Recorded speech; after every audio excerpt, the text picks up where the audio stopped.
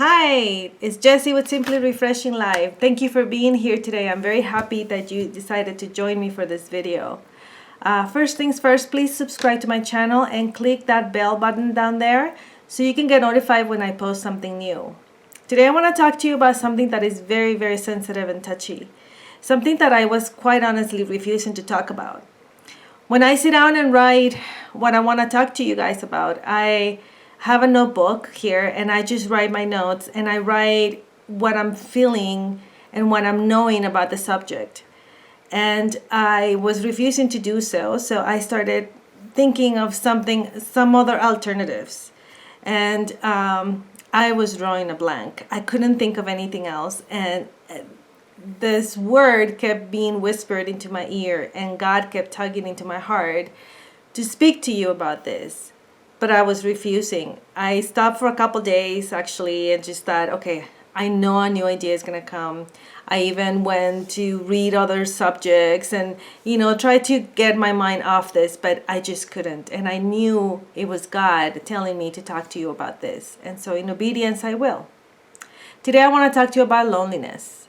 Loneliness is something that we all go through. And we all have experienced at one time or another in our lives. While I enjoy some me time like any other mom would, and I appreciate when my husband, for example, takes the kids to the store or shopping or whatnot, I don't enjoy feeling lonely. And I have experienced this in some times in my life. For example, when I married my husband, I went from a household of 5 people, plus all the visitors, because my parents are pastors and the house was always full of people. I went from that to a household of 2. When I lost my first pregnancy, I felt lonely. When we started going to this big church, we felt lonely. We were looking for friends. When we moved to the state of Utah 3 years ago and we didn't know anybody in this state, we felt lonely. Loneliness, I believe, is the most destructive of the emotions that we can ever feel. According to verywellmind.com, people who feel alone often crave human contact, but their state of mind makes it difficult sometimes to form connections with other people. Sometimes we put that barrier to not feel lonely. We can feel empty, alone, and unwanted. And it's really difficult to cope with these thoughts and these feelings. Because even though might be surrounded by people, we feel misunderstood. Give me a thumbs up if you have experienced this before. I certainly have, and I know it is not pleasant, and it's not something I enjoy particularly. But today, I'm going to offer you 4 pieces of advice on how to overcome loneliness. Because you know what? We are not alone. And if we know this and when we realize this, it's like we experience the freedom we so desperately need from not feeling lonely. The first advice is that I'm going to tell you is that you have to realize that you are not alone. There are tons of Bible verses when we are assured that we're not alone. As a matter of fact, when God created Adam, in the creation, he realized and he said, it is not good for man to be alone. So he makes sure we know that we are not alone. With over 100 verses in the Bible to remind us that we are not alone, I want to share a few of my favorite Bible verses with you. Because God knew loneliness, it's hard for us as humans, and he wanted to make sure that you know that you are not alone. Isaiah 41:10 says, "Fear not, for I am with you. Be not dismayed, for I am your God. I will straighten you, I will help you, I will uphold you with my righteous right hand." Did you hear that? Fear not, I am with you. He is with us. Another one of my favorite ones is Deuteronomy 31:6, where it says, "Fear not, for I am with you. Be not dismayed, for I am your God. I will strengthen you. I will help you. I will uphold you with my righteous right hand." Another important thing that I want us to remember is the power of two. Matthew 18:20 says that for where two or three gather in my name, there I am with them. You know who knows the power of two as well? Satan does. And he's trying to make sure you don't know.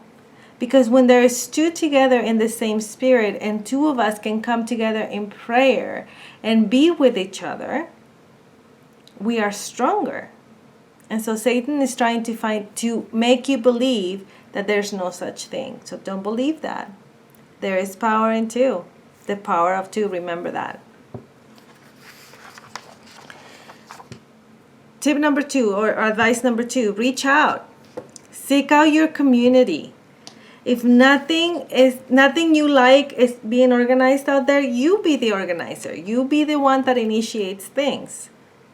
Send letters to servicemen and women.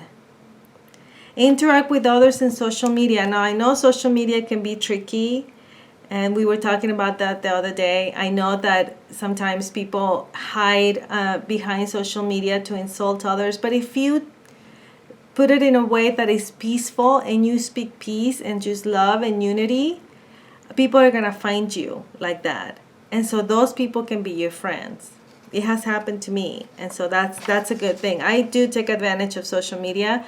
It allows me to be in connection with family and friends that I haven't seen in years since I moved to the United States from my country, Mexico. And so I love the fact that I can be in touch with them through social media. Why not organize a Zoom call with friends? Have a meeting. I know that in a lot of states here, meetings are not, like in-person meetings are not possible sometimes. Zoom is a great tool. Organize one of those. Attend a Bible study at church. That's another way to reach out and be connected with people. You have no idea how much you can learn from the Bible, but from other ladies as well, or from other men if you join, from other people that go to church. You can also check your contacts and make phone calls. A good old-fashioned phone call works really well as well. Hebrews 13:1 says, "Keep on loving one another as brothers and sisters. Don't forget to welcome outsiders. By doing that, some people have welcomed angels without knowing it. Keep on remembering those in prison, and do this as if you were together with them in prison, and remember those who are treated badly as if yourselves are suffering." In other words, the author of Hebrews is telling us, make sure you have connections there. There's missionaries that long for that as well. Write to a missionary. Tell them you're praying for them. Make that connection with people. Not too long ago, I received a letter from a elderly place where the elderly live. And they wanted to make connections, and so I became PayPals with a couple of them, and it's so much fun because they tell me stories, that otherwise I wouldn't get to hear, and I love to hear stories of people, like especially those success stories or happy ending stories, So it's pretty cool actually to do that. So you can become PayPals with somebody and just write a letter, get a piece of paper, a pen, and just start writing and be in touch with people. So reach out. Pray for others as well. Number 3, get busy. Find a hobby or find something that keeps you occupied. Are you a DIYer? I love to do DIYs. I love to do art and things like that. Get something like that going, and then find a community that you can do it with. If you cannot do it in person, like I said, you can do like a Zoom call or even Facebook Live, that you can feel that community around you. Do you like genealogy? Did I say that right? Genealogy. I think that's how you say it. Sorry. I love that. I really do. With Ancestry, you can build your family tree, and a lot of features are free. And so you can start digging up where you come from. That's a really cool activity. I really like it. I really enjoy it. And then I get to talk to my parents about it, and I get to talk to people like in my family, talking about this. What do you remember? For example, I never met my great-grandfather. No, I met my great-grandfather when I was like maybe 2 or 3, so I don't remember him. And so the stories that I gotten to know him is because the stories that my parents and my aunts and uncles, they tell me about him. Talk to your family like that. Maybe that's a good solution. Try Facebook groups as well. You can find others that have the same interest in what you want or what you are pursuing. You can meet great people there as well. Even if you can physically be together with somebody to do arts and crafts, there's excellent tools at your disposition to do that. And the fourth one, help others. Be there for somebody. So much help is needed, especially right now that we're going through this situation. People are losing their jobs. So much help is needed, and maybe you can offer some sort of help. I'm not speaking of money here, okay? Please keep that in mind. I'm not speaking of you like going to buy this and then helping others. Help can be opening the door for somebody, or offering to buy groceries, so you can go get the groceries for your elderly neighbor. I don't know, there's a lot of help needed in churches. There's a lot of help needed in your community.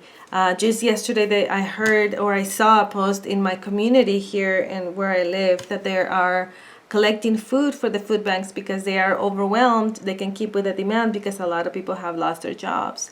And so we can help like that. We can go get a few cans and, non-perishable goods and donate them.